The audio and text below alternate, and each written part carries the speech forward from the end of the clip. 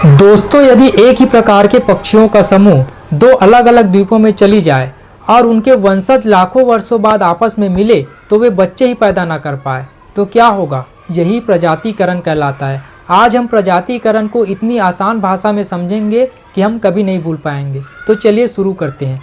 मान लीजिए कि एक बहुत बड़ा जंगल था। उस जंगल में एक ही प्रकार के पक्षियों का समूह निवास करते थे।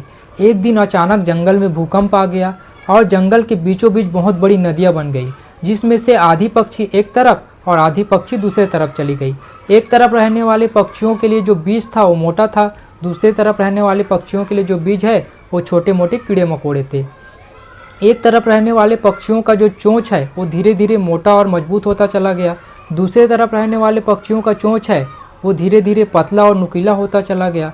लाखों वर्षों बाद जब ये पक्षी आपस में मिले तो ये प्रजनन ही नहीं कर पाए, क्योंकि वे इतने बदल गए थे कि आपस में प्रजनन करना मुश्किल हो गया और नई प्रजाति बन गए।